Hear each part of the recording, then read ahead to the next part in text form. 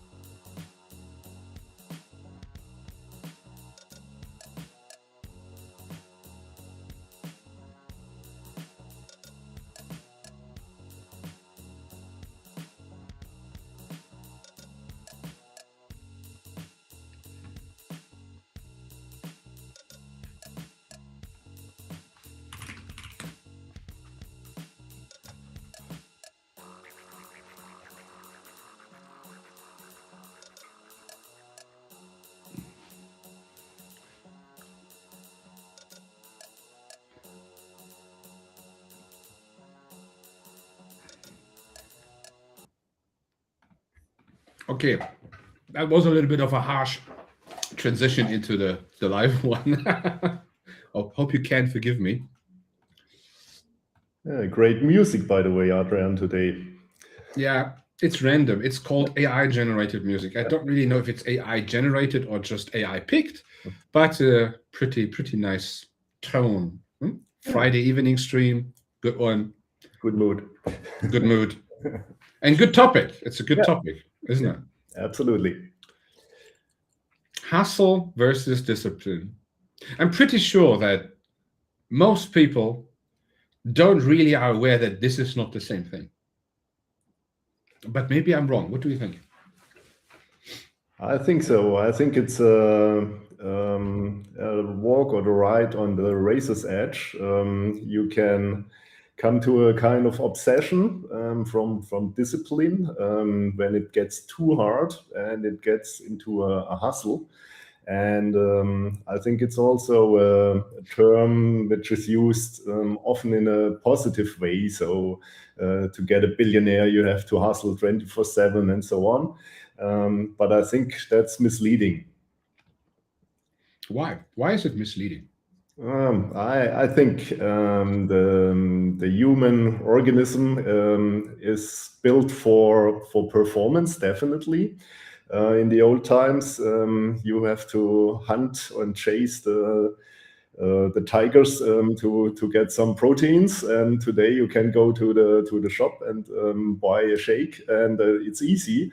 But also in the old times, the guys had to rest. Our ancestors had this performance fight mode, but also resting mode. And I think it's always keeping the balance. And in the new times, it's not chasing the lions or the tigers, killing the dinosaurs. It's more hunting revenues, hunting customers, chasing for an optimum in enterprise or entrepreneurship.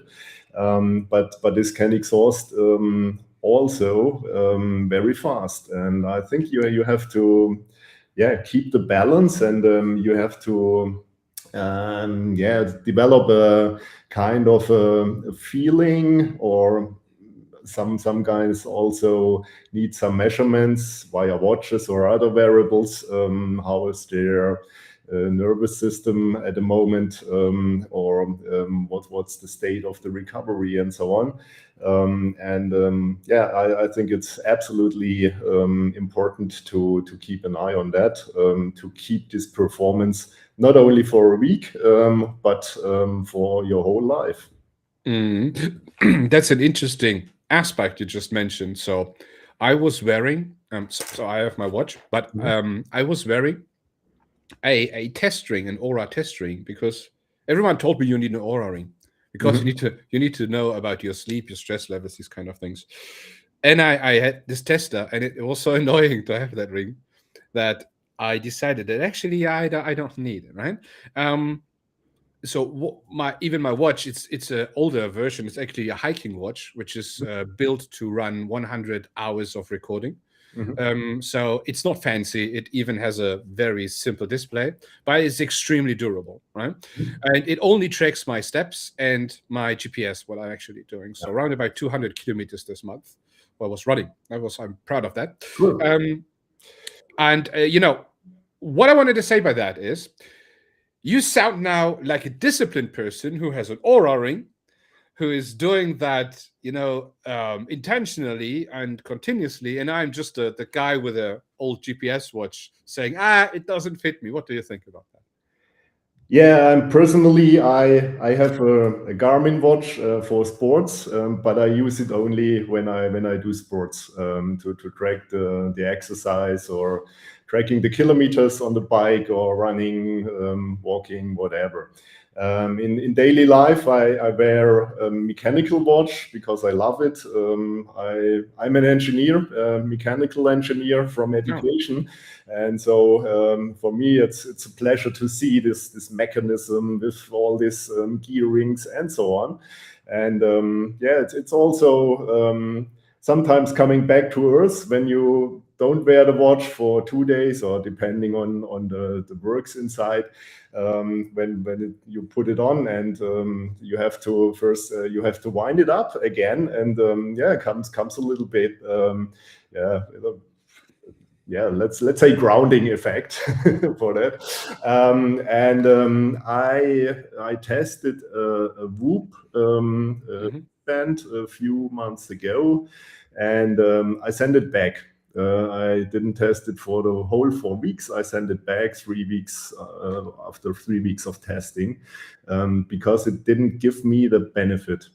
So I'm used to do my daily workout, my daily routines every morning, and depending on that, I get a feeling what's the state of my recovery, or how capable I am in this day.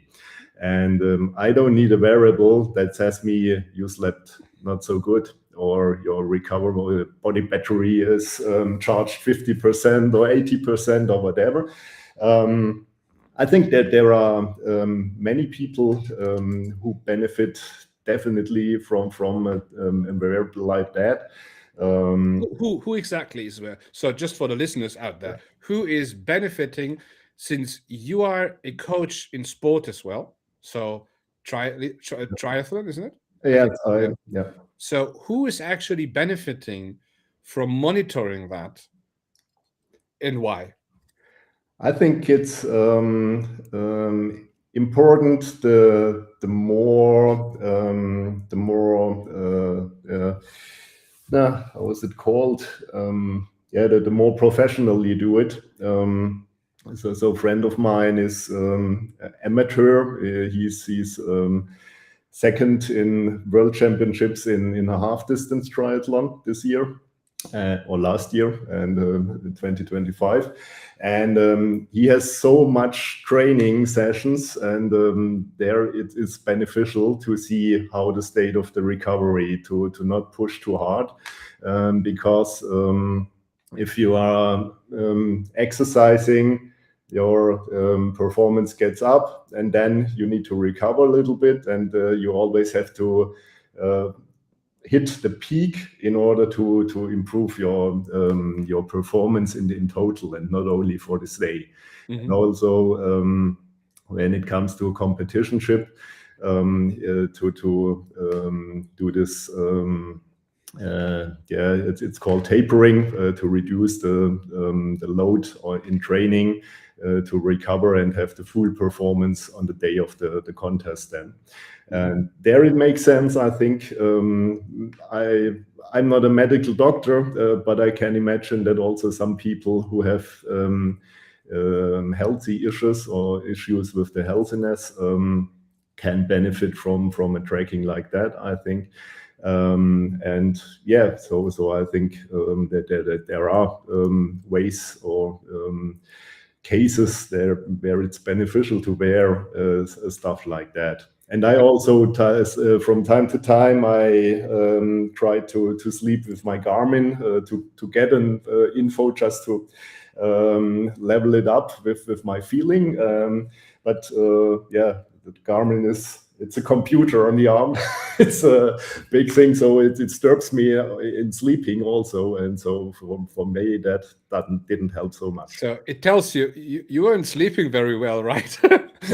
Because of me, right? So what you do, you put it off, then you sleep better, and that's one of the points. So let's quickly get that a little bit to the actual topic. When we think of discipline, hustling discipline, we'll get to a definition, or our definitions, a little bit after that. But are you now a person who is actually disciplined? So what means discipline when it gets, for example, to fitness? So we want a fitness, health, we want to have that. And what does it mean? So there are people like the hustle mentality, where you have not only the business aspect, but you go to the gym and you do your weights, and you do that for hours on end, and you do that like it's a little bit like you have this natural hunger, right? You have this hunger because everyone is telling you. You tell yourself you need to do that. You put the carrot on a stick and you run after the carrot, even though you hold the stick yourself. It's a little bit, this is hustle mentality for me. And the disciplined person is a little bit like, often seen as the same thing. So you need to push yourself to do things. That is, in my opinion, the definition of the industrial age version of discipline. That is what we see in Europe during the Great Depression. I need to, otherwise we have a problem. That's basically, in Maslow's pyramid, the foundation. We are afraid that we cannot sustain our lives. So that's the discipline we saw. That's what our grandfathers did. This is what some parents did, the generations did. But in newer generations, we have a purpose problem. So purpose is the actual older version of the discipline coming from Rome. Discipline, the idea of, I want to become better because my purpose is virtue. That's a little bit the narrative there. And today it's the same again, even though we don't use virtue that much anymore, but we say purpose now. So what I want to say by that, with like wearables, is a little bit like, I'm a type of disciplined person who wants to do things. So I go out. I was yesterday running for 8 kilometers with around 10 kilo rucksack with weights in it and water bottles, these kind of things. I was running that one. While doing that, I was doing a session with on a phone with someone. So that was basically my thing. I could have just sit on my couch here and do the same thing there, right? And my ring wouldn't have helped me in that moment, because in my head, I need to do this. Sorry, I want to do this. That was the wrong thing. I want to do this, right? If you have the feeling, I need to do this because my wearable tells me that you could do a little bit more because your steps are below 10K, your heart rate is a little bit like, you could do a training, like a reminder, these kind of things, then you are dependent on that one. Then you follow an external agenda, right? That is more prone, or let's say more comparable to the hustle mentality, where you do that because others are a little bit like, you are in this culture where everyone tells you to do that, and not you want to become a better person, right? And I think there is a big differentiation, and the reason why I haven't bought the Oura Ring, even though I told a friend I will do that. And then I thought to myself, actually, why? So what is my benefit? Same thought than you actually had. It will tell me what I already know about my sleep. It's mostly okay. Sometimes it's not. Why is it not? Because I'm working until 1 o'clock in the night and I'm getting up 5 o'clock in the morning. I don't need a ring to tell me that's bad, right? I know that. Yeah. But I made the decision in the evening that I need to do that because I have benefits because of that, business-wise, and I say I want to do this. And the day after, I have a much slower day. I go to bed at 10 o'clock and get up at 8, and a little bit like that. I'm more like this kind of person. I have my signals, and I follow these signals every day because I want to. I don't skip days. I just make it that it works for me, right? we get to the point of recreation. That's a big point of the stream today, and that is, I think, regarding the intro now of that session, that's one of the aspects. I just stick with my GPS watch, which is mainly there to track the kilometer. I'm interested in the kilometers because I want to have a tendency how much I run, because I'm still a weighty person, which means I have a lot of stress in my legs. And I track that a little bit with that. I understand when it hurts, when can I do things, when should I rest, these kind of things. But a ring doesn't help me. And I don't want to gamify that, because that's the wrong goal. My goal is a fit person, fit father, fit husband, fit entrepreneur. To actually become the identity I want to be. That's the reason I do it, not because, so in terms of optimizations, maybe, but I'm not a sports person, right? So I don't need to optimize that. I need to keep my baseline. And that's easy. You need to just want to do that. And optimization comes later. Do you think what I say just makes sense, or is it like a nonsense thing? It absolutely makes sense. There were some core topics you mentioned. So I think first one, and the most important was that you said, I want to be a good entrepreneur, I want to be a good father, I want to be a good or a healthy person or whatever. And this is different than having the target, I want to get rid of 3 kilos, or I want to look sharp in my trunks in Mallorca in April or whatever. And so this is more this external motivation. But you have an intrinsic motivation, and this keeps you to perform or to stick on it. And that forms discipline, because you want to get a better version of yourself. And this was the other topic you mentioned. You want to improve, you want to get better. But what I absolutely can recommend is only compare to yourself, to the version of yourself from yesterday, from last year, or whatever, because no one else you could compare with has the same circumstances like you.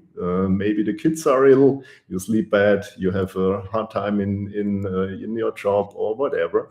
And another guy maybe has the perfect conditions and goes running every day. And it's hard to, or not my recommendation to compare to others. So have a look at others, what they are doing, if they are improving, if they are not improving, and getting some learnings from that. That is fair, and this is clever. But not saying, oh, this guy has a faster car than me, or whatever, bigger house, boat, zack. You know this advertisements, I think, from the past. And what's crucial for discipline is to get this identity that you say, I want to be a good entrepreneur. Maybe break it down with some bullet points, how you define a good entrepreneur.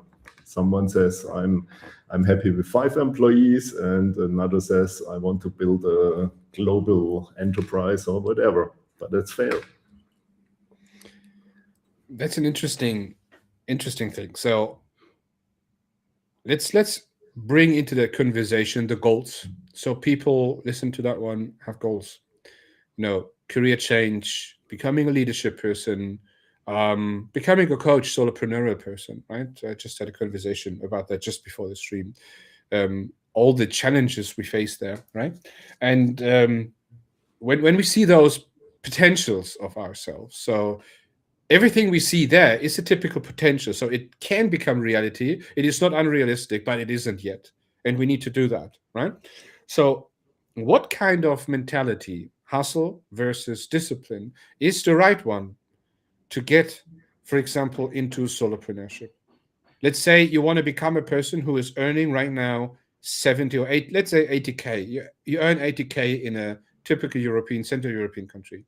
And you want to become, let's say, a solopreneurial person, which means you need to at least have something around 50 to 40K or 40 to 50K a month, which is a leap. That's kind of a leap, right? That can be nerve-wracking, heartbreaking, and actually destroy you.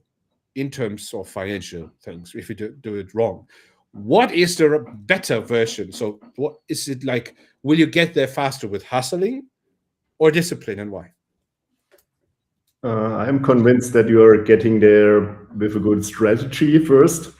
And from a good strategy that you have to build, you can derive then this tactical steps, and there you need discipline. And I think it's not about hustling, it's about prioritization. So like you mentioned, you have this day, you have to be in the office until 1 a.m.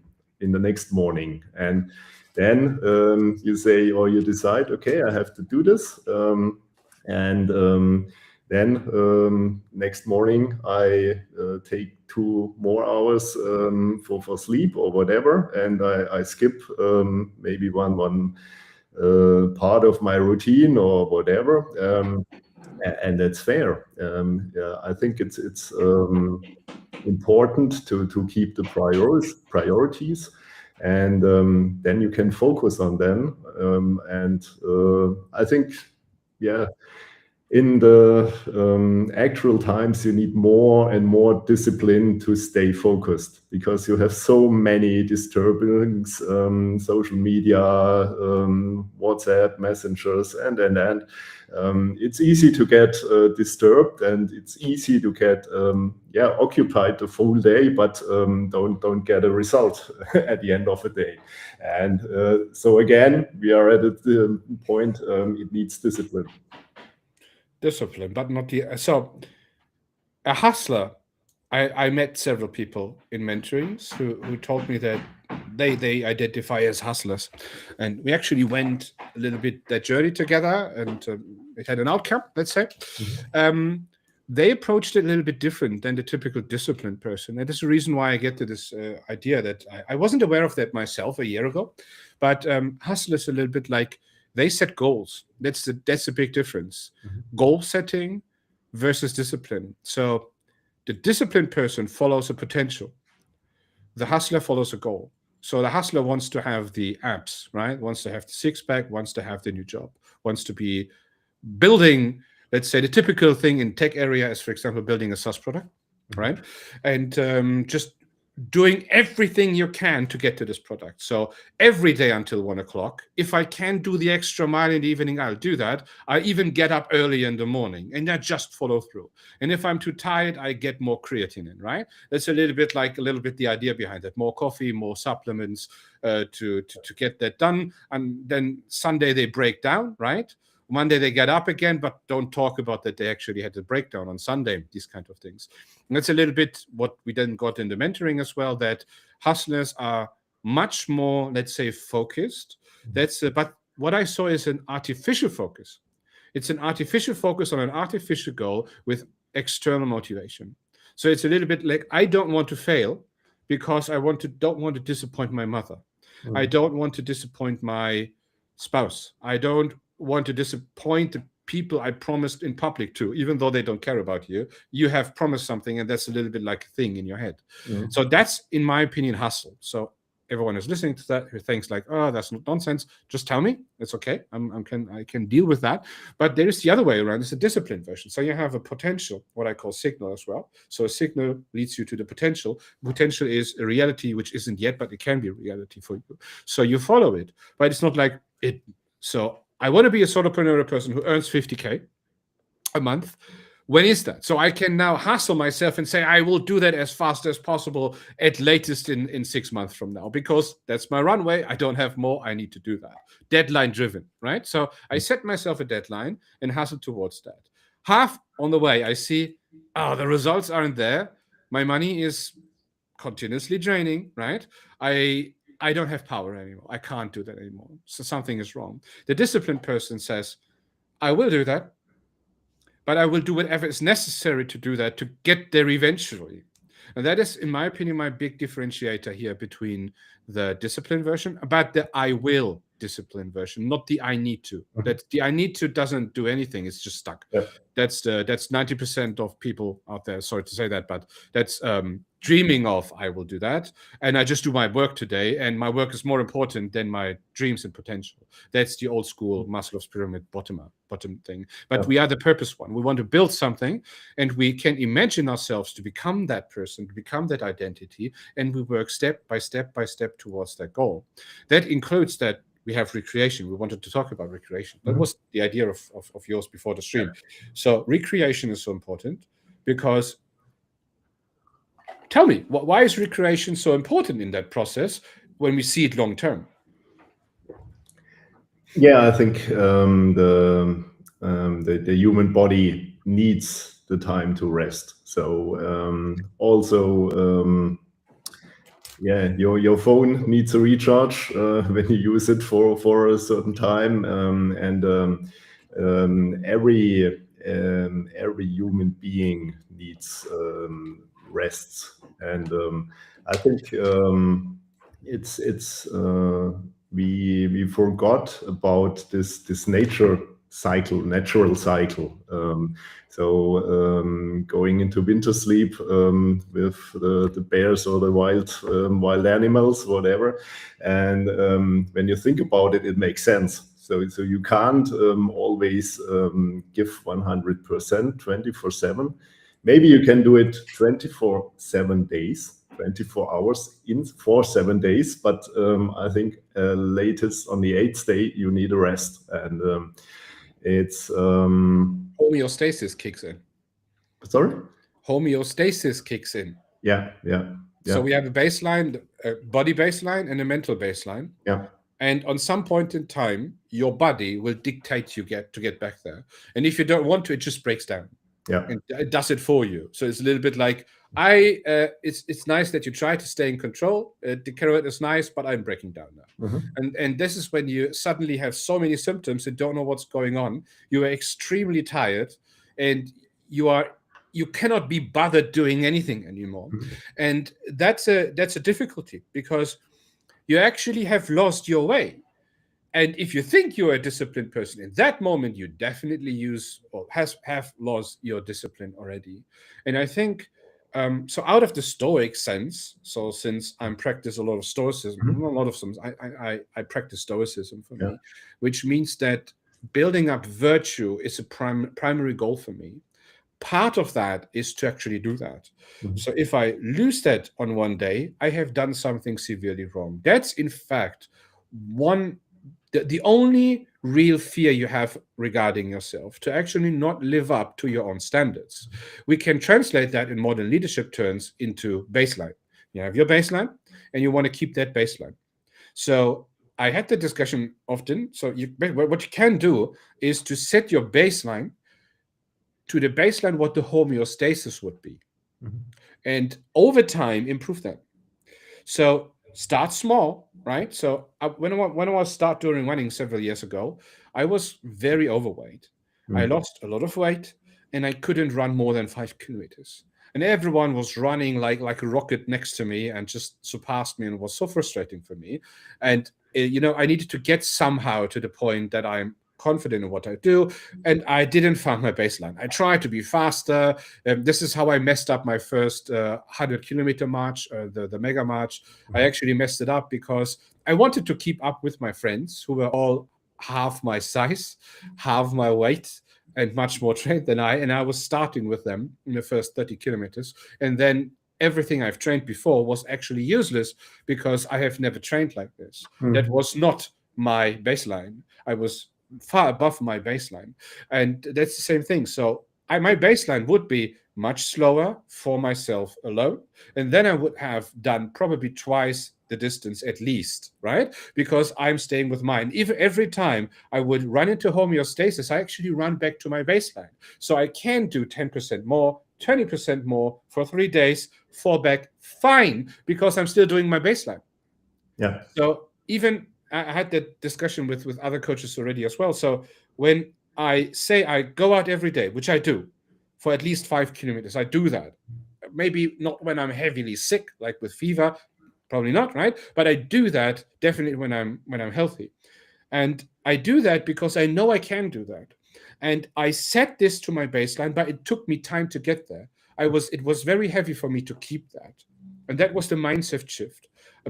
And the only way for me was actually to build up real discipline, the I want to discipline, because that's what you told me. That was, I remembered that, I saved that, I steal that from you, to identify myself as a runner. Even though I'm not a sports person, I'm a runner. So I wasn't running today after the stream. I even moved a date today, right? I go for a run today. Yeah. And that is the reason, not hustling. I not have a goal, right, in mind. I don't even have a goal. I was wondering that I actually run that far this month, right? But it's just a good thing. If I run less next month, as long as I have my 5 kilometers, 10K steps a day, all is good for me, because that is the baseline I fall back anyway to. Not my goal. It's my baseline. Does it make sense what I say? Yeah. For me, it definitely does. Maybe we should, or you should, define the term baseline for the audience. We talked about it. I know it also from other topics, and also my own experiences. But please explain it a little bit. I will. Lucian from Substack, we will get to your comment after that one, okay? Because we can't see the comments of Substack here, which is an issue. But anyway, so if anyone does have question or feedback, give it to us. We'll talk about that. So defining baseline. So think of a line in your life where you could live, basically a level you define for yourself in terms of fitness, what you do, what you could do every day.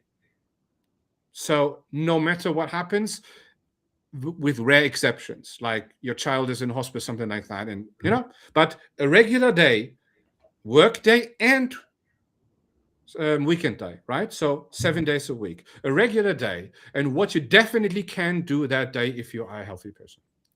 That is the absolute minimum definition of a baseline. So, for example, my fitness baseline would be 2 years ago, nothing. It was like, there is no baseline. My baseline was going to work. That was my baseline. I was totally not thinking about that. And sometimes it was like, oh, I need to do more fitness.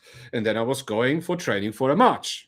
These kind of things. Then I got bloody feet because I wasn't trained to do that. And I definitely overstretched what my body can do with a setup of shoes I had. So homeostasis kicked in, pulled me back to my baseline, which was nothing. That's the point. But if I want to go for 100 kilometers march, right, I would train that I go every day just 5 kilometers. Straight with weights or something like that, and I'm set up like this. I have my shoes on me like this. I'm prepared for this. I can do that every day. And if I set that as my baseline, and I do 2 times in a row 10 kilometers, and then I fall back, homeostasis kicks in again. I can't do that. I'm waking up. It's like, oh, resistance is there. I don't want to do this right now. It's like it's raining outside. It's cold. It's half rain, half snow. I haven't slept much. It's not much time, these kind of things. The baseline must be that, okay, I still can do this, right? If it's 10 kilometers, it's too much. Maybe you don't have the time for this. Do something which is plausible for you, for your lifestyle. So it's different. So it doesn't mean that you need to take me as an example and do 5 kilometers. Maybe 1 kilometer is good for you because it is your physical thing. There are others out there doing 12 to 14 kilometers a day. You just do it with walking. While I do 5 minimum as running, mostly 10. But 10 is a bonus, minimum 5. So always do whatever you need to do that the homeostasis brings you to your baseline, and the baseline brings you to your potential. That's the point, which leads to the end explanation is it's not about starting. It's about not stopping. Absolutely, and maybe let me add one perspective to the baseline. So, baseline is this level of training you know very well, and your mind experience that you can do it not only once. One time helps, but if you can perform it regularly, your mind knows that you can do it, and doesn't have to be inside a comfort zone, but it's not too far away, because every fiber in your body knows I can do that. And it's not only in exercising or physical education, it's also in mind or in business. When you say, okay, I'm used to call 10 potential customers each day, then you will not have a problem with doing that, because you're trained to it and it's your baseline. You fall back to that. And maybe if you have a very good day, you can outperform and do 20 calls. If you have a worse day, then you will fall back to your baseline, and this is 10 calls. And so it's similar in physical education. Or the load in training, but yeah, it's like you say, it's the line which you are improving or working on, developing the whole life, and it's about consistency and not only one point in time. And yeah, run a marathon tomorrow, and then you can check it, and afterwards you lie back on the sofa, because you don't have the identification as a marathon runner. Yeah, exactly. So since years, I have a baseline of streaming once per week, but my yearly cadence is, or the amount of total streams is more than twice as much as that. But in my head, I stream once a week. Streaming twice, 3, 4 times a week, or making videos like that, overwhelms you. In the moment when you are not controlled, when you are weak, in the morning, in the evening, you calm down a little bit, then resistance is much stronger against you than in the moment when you are focused and sharp and in control. And in that moment, it strikes you. It's like, oh, maybe you don't do the stream tomorrow, or, it's like, maybe you move it. No one realizes that. But if you only have one, it's like, you get this one done. It's a little bit like that. And then, you get another one as well. And you actually do more, because you are more disciplined. And Lucian, we get to your comment in a second. But this is what I tell to a friend very often, is discipline is in 2 directions. So you have, this is how I want to call it, is the muse and the resistance. The force which pulls you forward, and the force which keeps you back. Yeah. Most of the devil. Exactly, those we have in every culture. There's a name for that, and it is not us. It is a force in us, in a subconscious force, and we, as a conscious mind, we need to decide in which direction we go. I'm a little bit prone to HDHD, so HDD. That's a little bit of my I can't close tabs, as I'm very like a shiny object syndrome victim. So if I have an idea, I want to start it right now. That's the other side of discipline. So discipline means you have signals, potential long-term, work towards those. And don't run for every shiny thing, right? Which is that's not resistance, that's muse as well. So there's a creative power which gives you more opportunity, and then you go to that one instead of your main thing. And don't go to the procrastination path, which is actually the resistance path as well. So it means in both directions. That includes as well recreation time. It includes that you need to take time off, and that must be part of your baseline as well. So if you're a person who likes to go out with friends because that is something which refills your batteries, that must be part of your baseline. Yeah, that's part of that. It's not only the thing we think of hard work, right? The idea that if you have a baseline leads to you change, you become better, you overcome resistance. But your baseline itself can include things which don't directly change you, but help you to be able to change long term, and don't stop. Right? Absolutely. Okay. Good. Lucian Latour said or asked, in your experience, what specific daily practices or systems have helped entrepreneurs transition from hustle-induced burnout to discipline scaling, and how much do they measure lasting success? That's actually a very good question, very fitting question. I think that when you go into a conversation, do you want, or shall I? Please start. Okay. When you go into conversation, so I have that a lot with, for example, mentor crews, where people then come to me and say, I want to build a business. I saw you have a business as well. Can you help me? And then they come and they tell me that I do this and this and this and this. It doesn't work. I do this and this and this. It doesn't work. That's a typical thing where hustlers are. It doesn't work, and I just keep on pushing. Mhm. Yeah. And on some point in time, the frustration becomes higher and higher. This is probably what Lucian means with burnout. It is not a burnout. You don't burn out. You're just exhausted. So your mind is so exhausted that it isn't able to sustain the initial motivation anymore. So you lose control, because your control was based on the motivation you have, external motivation.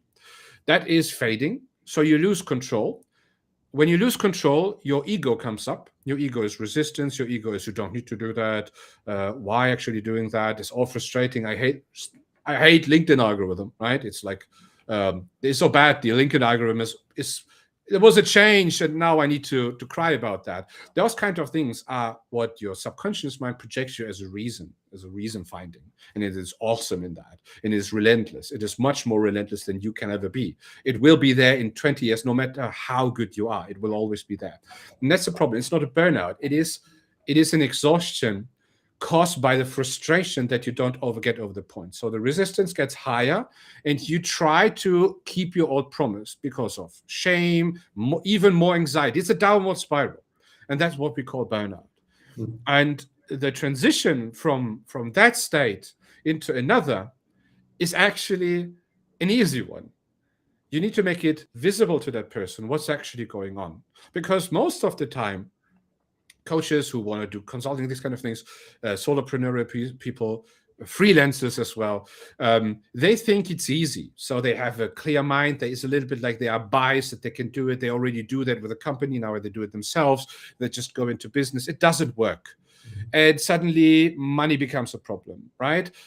And they promise to everyone. So shame is a problem as well. So what are you going to do? So people tend to push harder in that moment to make it work.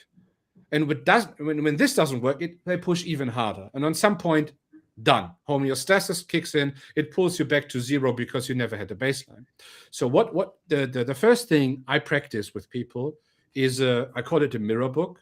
It's based on the idea of a brag book, and that is based on the idea of a journal. Mm-hmm. And that is a very specific workbook you do with yourself, not with me, with yourself. I just practice that. The point is, you understand who you are and why things aren't working, and that they are not working, right? You commit yourself in the morning, what you will do today, who you will be today, why you will be like that, and what your thoughts are about that. And you prepare a section which is called brags, 3 brags. You do 3 brags about what you've done today. And if you cannot do that, you need to change something next day. Mm-hmm.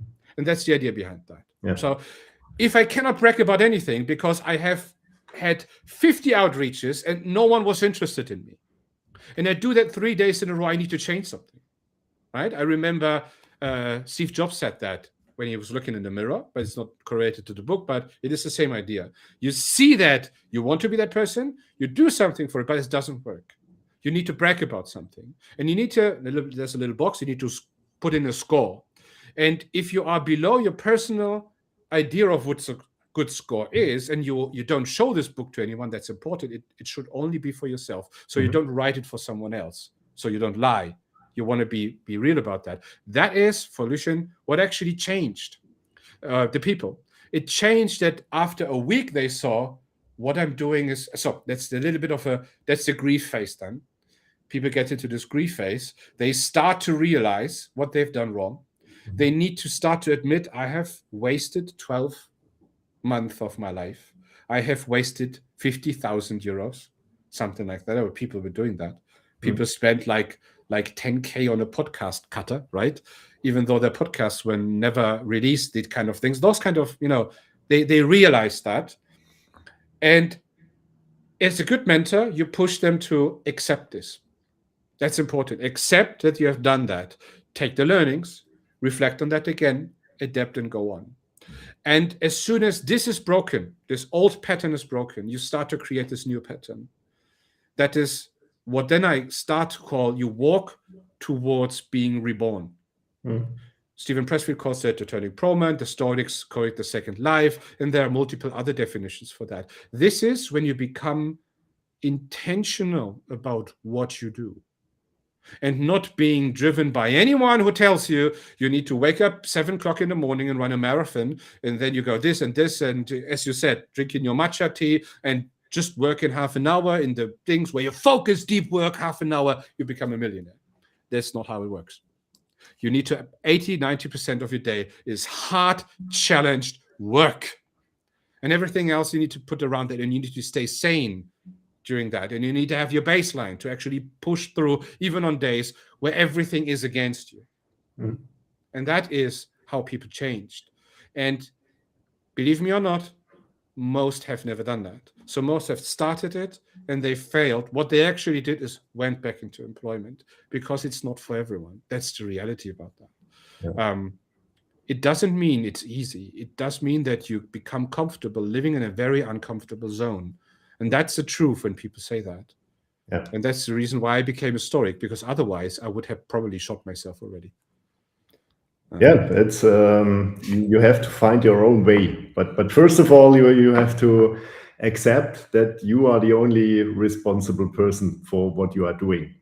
And a lot of people are complaining about a bad coach they paid a fortune for, or signing up for a training session or whatever, and it didn't work. And so it's always the others. But it's when you start with this mirroring or self-reflection every day, it's not about complaining, it's about learning. So what worked, and you can also see it as a good luck that you spent money for a bad training, because otherwise you wouldn't have experienced that it's not the right thing for you.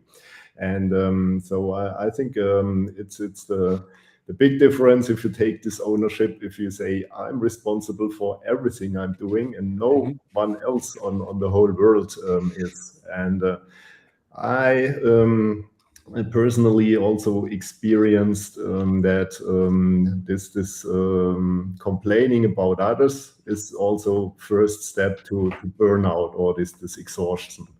I think,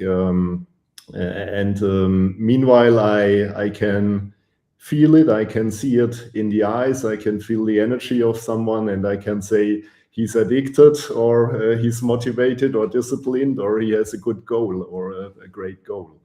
And yeah, I'm not sure if this all answers Lucian's question correctly, or if we should detail anything.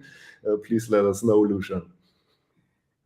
That was actually a very good comment, because that is the typical story of people. It is not necessarily that you are, employed and want to become entrepreneurial. It is, you want to become, let's say, you do a little bit of fitness, but you want to run a marathon. You want to become a leadership person in your company because you love the corporate path somehow, and you want to help other people there, or you want to become like a coach for coaches. This is a little bit like my path right now, where I try to understand everything and try to improve that. So this is what I identify with. And first of all, there must be a form of change. I think if you want to become a disciplined person, you need to have a reason to change, because hustling is not about change. Hustling is about reaching a goal. So you don't really hustle from one development step to the next one, even though people often claim that hustle is important. You climb one mountain and then you take a look for the bigger next one. That's true. But that is not really the hustle culture behind that.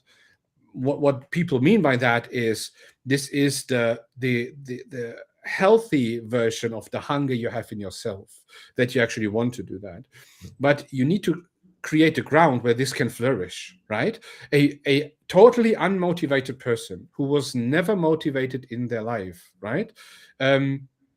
It's very hard to motivate people like this, because there's no leverage. As Tony Robbins would say, there is no leverage. So, you need to have some leverage to get the people to move to something.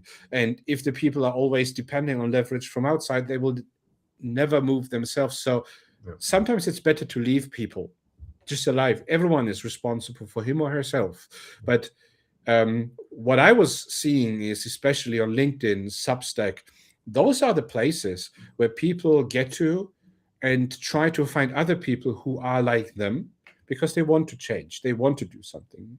We met like this, right? So it's the idea of, I want to become a better version of myself, but I have so many questions. I have this frustrated year last year when nothing was working. I was trying to stream. I quit. I made videos, as everyone was saying. It wasn't working. Then suddenly a little bit it worked, and suddenly the algorithm was crashing, and I just get 100 impressions. That's what I hear every day. There are so many things, or like the newsletters as well. People start on Substack, start with newsletters. 2 years ago, you basically grew like by yourself. It was so easy to grow. And now market is saturated, you grow slow. And everything changed. So how do we react to these kind of things? I think that's a very important aspect. We react to that by keeping our baseline. So there are people like, I need to study every month the updates of the algorithm, what people say, and adopt my identity to keep my 5 likes. Or 50 likes. It doesn't matter. The point is, do you really want to have that? Or do you want to be you, who is a credible person for that specific thing, and you have the long-term thinking, the longevity to follow through until you are this identity and more people actually follow you because you proved that you are this identity and you feel good with that identity, and you are not just constantly following external circumstances, which will definitely run you into an exhaustion, what we call burnout, because you will never be happy, because no one is telling you you are good now, you are great now, because we all think there is happiness and unhappiness. That is not true. There is no happiness. We have dopamine, but no happiness. We have 2 states: unhappy, indifferent. So if you are indifferent, you are what we think of happy, because our mind is built to be happy. We have problems and not problems. And the point is, with hustling and doing these external agenda things, you constantly have problems and you are never happy. And then you have suddenly a little bit of success, dopamine, you are happy and unhappy again. You make unhappiness your baseline. No, you need to make indifference your baseline. There are things like the LinkedIn algorithm. Be indifferent to the LinkedIn algorithm. Be indifferent to Substack algorithm. That is not important for your future. No. And that is hard to understand. That is because it is so ego-driven, not in the terms of the egoistic person, but our subconsciousness tells us we are not good enough. And that is what hurts me. That's one of the reasons why I said coach for coaches, because I specifically target coaches, because mentors, coaches, creators, because I think that there is a lot of suffering going on, and I want to help. I think so, yeah. But I think it's also one part of this problem is this comparison to others. So if you compare to someone who has a lot of followers or gets likes, tons of likes for all the posts he's doing, and what's also a funny trend at the moment in social media is copying this successful posts or reels of somebody, and then being disappointed that you don't get this million likes. And so if we would wear this nose tapes like Hormozi does, I think no one else, we wouldn't get one more in the audience or one more attendant in the stream now. And it's also always to find your way of doing it. And I think it's also if you're doing something in the social media, if you are streaming, if you're doing postcards, writing a book or whatever, you should do it in order to give a benefit to the audience and not to cover your ego or say, yeah, I'm the greatest, I've written 10 books, and so no one cares. Yeah, I think that's that's the point as well with doing it even when no one is watching. It's a little bit there's the same route, even though it feels a little different. But don't do it for others, as you said. Don't do it for yourself, even if no one is looking. And don't write books for someone who will not read it. Start with giving advice to people, open advice. Tell them, speak about problems. Just this week, we got a new client because of that. It was like just an inbound thing. I have a question, and then we got into that question, discussed it, and we work together now. That now is playing again into this idea of how do you actually make your living. That's one of the core issues with discipline and the solopreneurs thing is, how do you create demand? So I see that we run PagePar. You use PagePar, and I get asked often why we don't have marketing tools in PagePar, and I ask, what do you want to do with that? I need to get leads. Okay, cool. So what you're using right now, this and this, for marketing. And I said, okay, how many leads did you got last? Actually, not that much. It's just running right now. And I said, you won't get any leads. Maybe 1 or 2, something like that, low level thing. And why is that? Because it's not your business model. As someone who wants to make 50K upwards out of coaching, you either have a scalable product like a book or courses, but this is a different strategy, or you're a coach who's selling high-priced tickets. I'm talking about several thousands per person, even session, masterminds, 12 weeks, 12 months, whatever you sell there. It must add up. And who is actually going to a website, seeing after you got an email and seeing, oh, look, this is 5K of this guy. I saw him already talking, 5K. No. Why should I pay 5K? Whoever, even millionaires will see that that's too much, right? It's a little bit, this is the feeling of waste, right? So if it's a 20 euro course, it's like, I just pay it. It doesn't care. It's a different game you play. And if you want to play a larger game, this is now good advice for everyone who's listening. You need to create the demand. You create the demand in the heads of the people. It's not like everyone is going to LinkedIn and signing up for newsletters to find the best coach, because everyone has decided, I want to change now. I'm a disciplined person right now. And now no, it's not like that.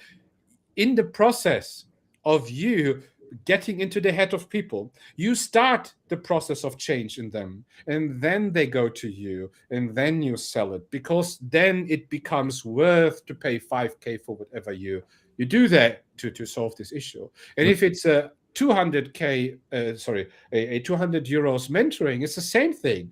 That can be leveled up to a mastermind. It's no problem. It takes time, discipline, and long-term thinking. Yeah. And don't stop. I hear people regularly saying, I started with streaming. I just did get 1 comment.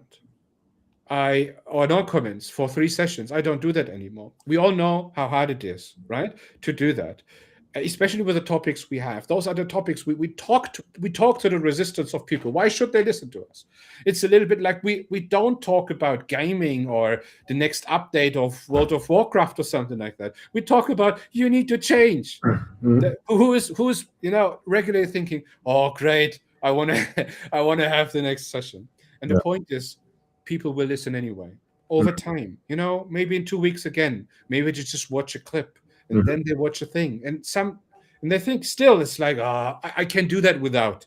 And then something happens in their life, and they remember who was talking about that. Yeah, and that is the goal. So I'm streaming now for 5 years, and today we have just 1 comment on 4 platforms, maybe 15, 20 people watching. Yeah, it's okay. You don't need to comment. It's totally fine, right? Still doing that. I was even thinking of doing another one, but I wasn't running today, so I probably prefer running and doing on Monday the next one. That's, even though, why? Because the consistency aspect. If I do that constantly, I will do that constantly, and I will make money. So in the first year, we made as a company over 300,000 in revenue because we streamed. It was licensing, fellowship, coaching, a mixture of that. Right? I totally haven't expected that. I was totally posting, I was doing ads, I was doing mailings, all these kind of things. None of them worked. Streaming was. And it works until today. And this is always the same thing. It is just not as predictable. You can't measure it in a CRM system, which makes it a little uncomfortable because I can't show it to anyone. You don't need to. You just need to listen to the people. And if you have something to sell as a coach, then you can present it. And if you cannot present it, maybe you have not something to sell. That's another thing. I'm stopped talking, sorry. Yeah, no worries. That's fine. But I think we already exhausted 1 hour, so maybe there are some more questions from the audience we should answer. If anybody has a question, please type it in. And yeah, I think the topic you mentioned now is it's worth for another stream because it's also, or maybe 2 streams, because it's I think also very much content to talk about that. And yeah, I think it's always the point if you compare to another one, because if you look, this guy is using that CRM system, or this guy is doing advertisements, and in the end, I think the business didn't, or the mechanisms behind business didn't change in the last decades. So the tools are different. You had this, how is it called, Litfaßsäulen in German, in the last millennium, where the posters were glued on, and you read, oh, Coca-Cola is the hot stuff now, you have to buy it. And meanwhile, you have social media, you have other platforms, and. And so as a vendor, and it doesn't matter if you are selling coaching sessions or any physical products or lifestyle or whatever, you have to find the right way to come to your customers, and then you get the demand. And yeah, it's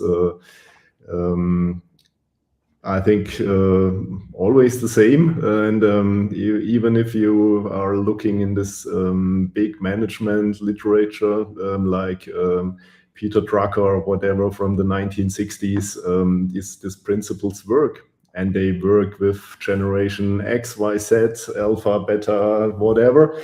And maybe you have to find other wordings, other terms, but the mechanisms behind are still the same. At some point in time, you need to convince a person to work with you. Yeah. You can do that in corporate, where we need to convince because we have good software, and we convince that they actually need the software. They have a issue, they have a need, or you do that in coaching. It's the same thing. So you need to have the patience to wait for the moment when people realize, I need you now, because you have talked about that. You have convinced me, but I haven't had the demand. But I was still watching you because it's business. I'm thinking I should change, but I'm not yet. And then suddenly I have a problem. And as humans are like that, in the moment they feel, or there's an incident, something happened, I need to change now. It's better I do it now, because I know I should have done it earlier, right? Like, that's what you could do ideally for it, but you don't do that. And then you actually get to the point. And what you do is, you don't like, oh, I know this guy, or this whoever was convincing me. I just get 2 other quotes. It's not like you don't do that. You have an issue and you want to have this issue resolved, because this issue is so close to yourself, to your ego, to your fears, that you don't think twice. If you are convinced, you're convinced. Coca-Cola did the very same thing. When you were going for soft drinks, you were buying Coke, not Pepsi. And then Pepsi came back and was the thing. They're battling to which you actually, which one you actually grab. And that's the same thing. Of course, there are a lot of coaches out there, but what we said as well with other coaches when we had discussions, we actually are not competitors. So it's a little bit like, it's a reversed thing. It's more the old school marketing thing than actually doing lead, like this outbounding thing, like, hey, do you actually have a need for coaching? And I receive those messages daily, and I think to myself, first of all, you haven't read my profile, otherwise it wouldn't make sense that you actually ask me about that. But why do you think you ask me with a predefined message if I need coaching in something? And I think, yes, now you say it, I need coaching. So yes, let's go. Take my money. Do you really think that works? There are people say it works for them. I think when I take a closer look, it is mostly the typical courses thing they have. So low price courses and these kind of things. Buy my thing first, and then we can get into it. Programs, the typical program thing. And it is not really this life-changing stuff where you actually need to put time and effort into it, because why should you use the scaling method for lead generation if you cannot scale yourself? Because you can't scale yourself as a coach, really. Yeah, and what's also important is that you as the coach or the mentor, sparring partner, you are an individual, and all of your clients are also individuals. And for client A method works, or advice works. For client B, you have to find a different approach. And that, I think, basis is trust. And then you can work on a same level, and not being the like in school, oh, you did wrong, you have to do it that way.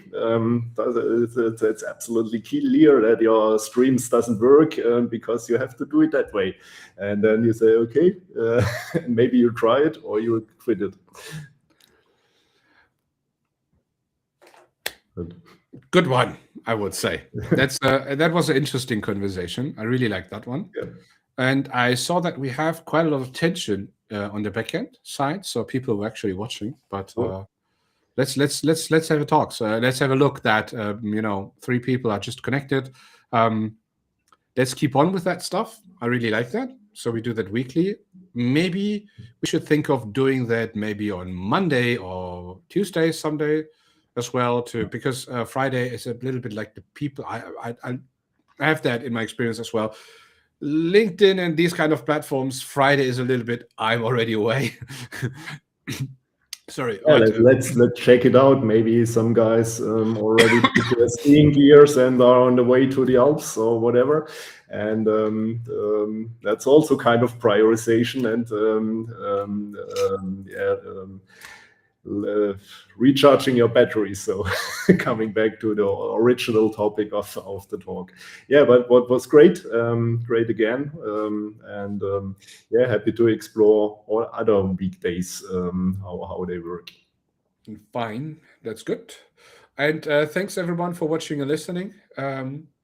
Article will be on Sunday or Monday. I don't know exactly about this topic, because hustle versus I would like to write that down as well, with my thoughts and reflections.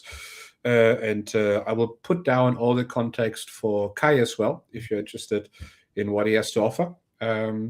Sunday, Monday, probably Sunday. Let's take a look. Cool. So see you next week then. We'll announce it probably as an event again, and see you then. Goodbye, everyone. Thanks for watching. See